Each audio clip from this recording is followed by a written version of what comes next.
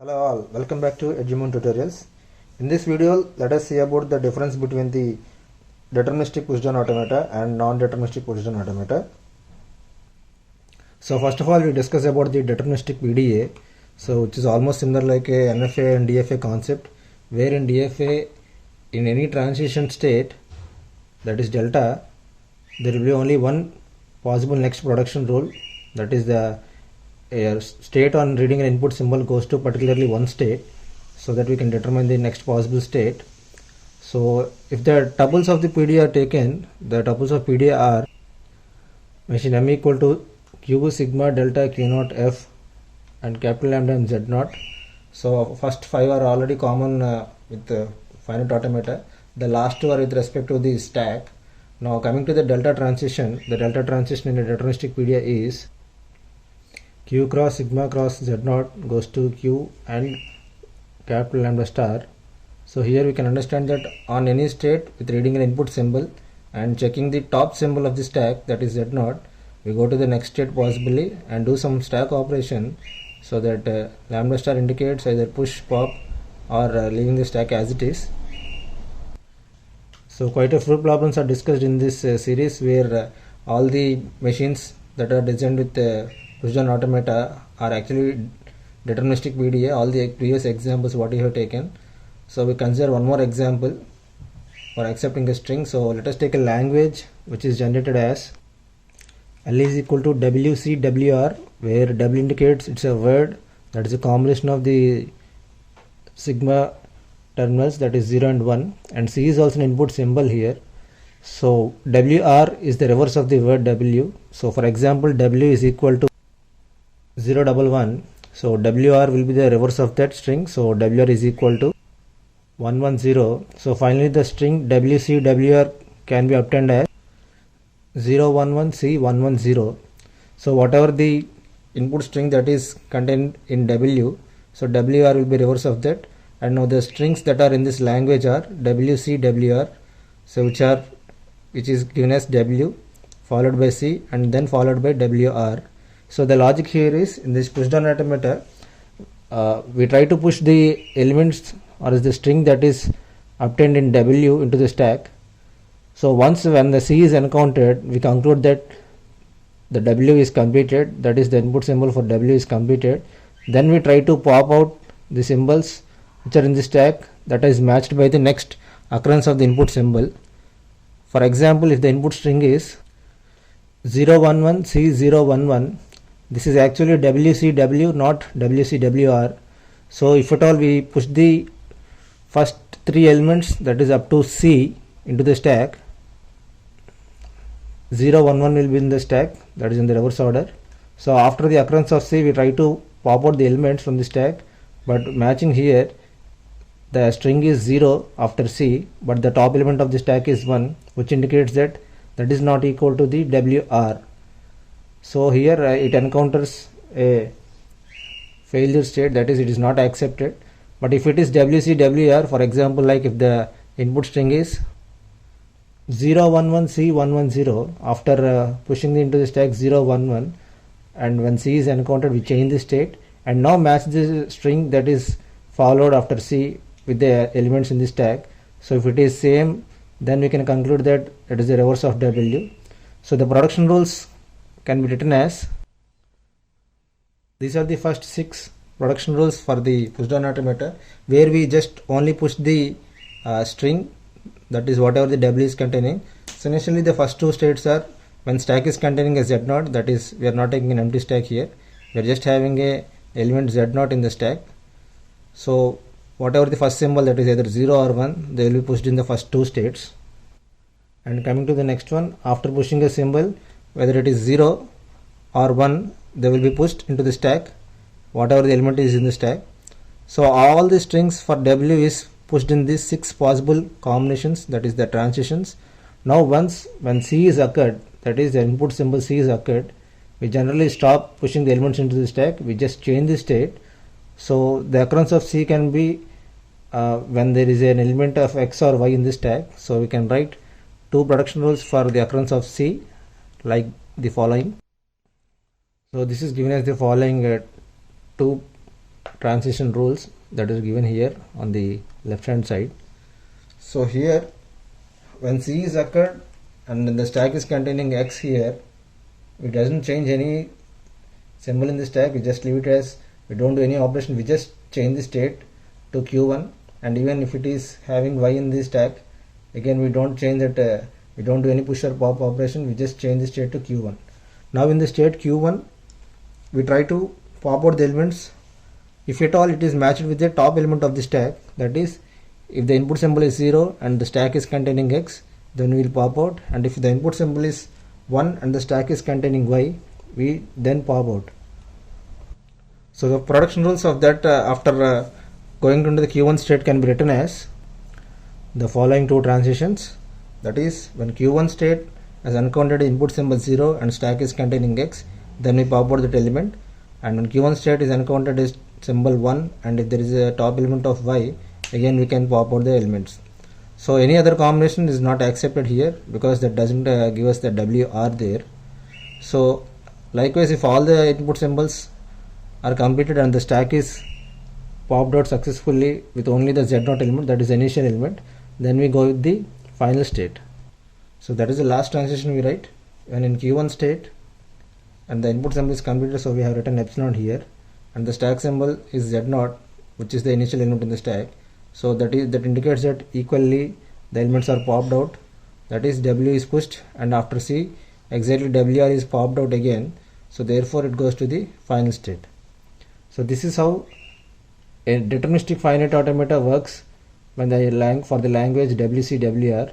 So here deterministic in the sense each production rule is having only one possible combination here, right? It is determined, we can determine what is the next state and what is the next stack operation also. So whereas in non-deterministic PDA there may be multiple cases. So we'll see about the non-deterministic push-down automata now. So coming to the non-deterministic push-down automata, so here the delta transition may change, that is this is for DPDA. So for NPDA it is almost equal to 2 per Q, like what you have seen for NFA and DFA difference. So the language here we are taking as an example is WWR. So you can see that language L, now it deals with this example WWR.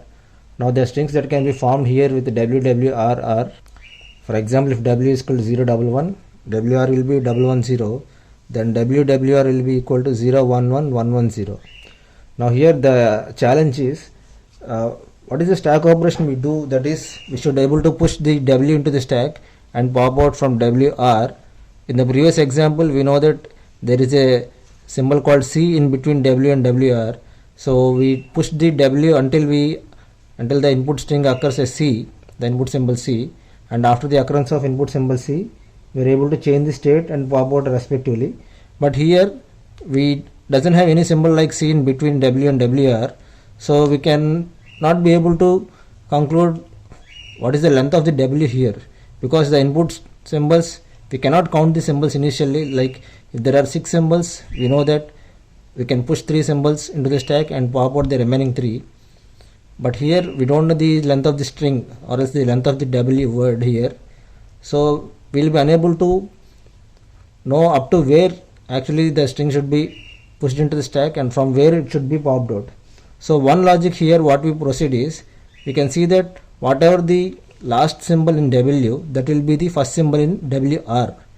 Like in this example you can see that the last symbol of W is 1, so obviously WR will be starting with 1. So we can conclude that whenever there is a chance of 2 symbols consecutively same symbol, it may be the middle of the string WWR, right? For example, if W is equal to 101, so WR also will be equal to 101, and WWR will be equal to 101 So here in this example it is clearly known that this is the middle of the string because there are 2 consecutive ones. But if all these symbols are almost equal, like in the previous example this one, we cannot conclude which is the middle. This might be the middle of the string, or this might be the middle of the string, or this might be the middle of the string. So here what we write is, we write 2 production rules assuming that one of them is the middle or else it is not the middle of the string. So this is the problem that can be solved using non-deterministic PDA. So now we write the production rules for WWR, that is considering the stack symbols. If there are consecutively two equal symbols, we write two production rules considering one of them as the middle of the string and the other one is not the middle of the string. And coming to NPDA, this is the most powerful push down automata that can accept any CFL, that is contextual languages, unlike the deterministic PDA. So obviously we can think that all the deterministic PDA is a subset of non-deterministic PDA, and it accepts all the classes of languages that are generated using CFL. So the production rules are, so here the first four transitions what you have written are actually pushing into the stack. For example, the first one is 0 when the stack is containing Z0, that is the initial symbol. So we simply push the X into the stack, and if at all the first symbol is 1, so we simply push Y into the stack. Now if the input symbol is 0 and the stack is Y, we can understand that there are two different symbols consecutively, so we can simply push X before Y, and if there is a 1 in the input symbol and the stack is containing X, we can simply push Y onto the stack above X here, right? So now we write the next condition, that is when the input symbol is same as the stack symbol, that is when a 0 is encountered when we are having an X in the stack. So the last two productions what you have written has the two possibilities. So when Q0 has the input symbol 0 and the stack is containing X, so it might be the middle of the stack or may not be the middle of the stack. So if it is the middle of the stack, we change the state to Q1 and from where we can pop out the element, or else if it is not the middle of the stack, it will be in the same state and pushing the element into the stack, that is another X into the stack. Similarly for Q0 on 1, if the stack is containing Y, if it is middle of the stack, we will change the state and leave that Y as it is. So in Q1 state we can start popping the elements following the necessary conditions, or else if it is not in the middle of the string, then actually it pushes the another Y before the stack, already existing Y. So this is how the definition of a non-deterministic PDA goes, because there are two possibilities for the same input symbol and the stack symbols here. So which is non-deterministic, we call it as a non-deterministic according to the definition. And after we change the state to Q1, obviously we are going to pop out the elements basing on the satisfied conditions. So the production rules are, so these are the last two productions that are common with the last example what we discussed. The only difference here in the previous example is there is a possibility of C that is encountered to denote the middle of the string in the previous example, so that is solved using a deterministic pushdown automata. But here in non-deterministic pushdown automata, here we don't know where the middle of the string is, so we write two production rules assuming this is the middle of the stack and this may not be the middle of the stack.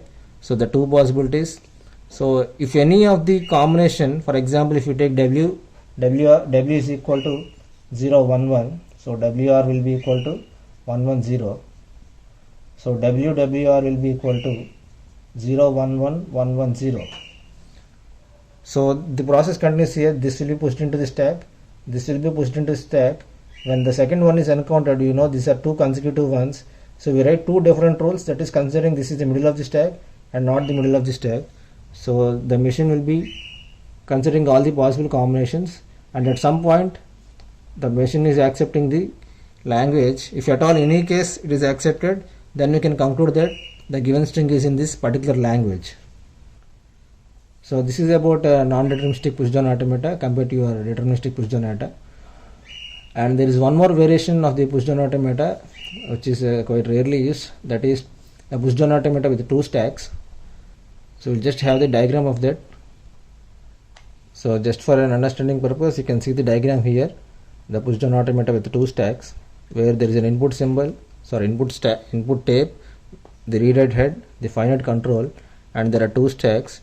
So the delta transition will be like, so Q cross sigma cross Z0 and Z0 dash, assume that this is a Z0 the first stack and this is Z0 dash, and the operation of the stack is after reading the symbols you go to the possible next state and do some operation on the stack 1 and the stack 2 also.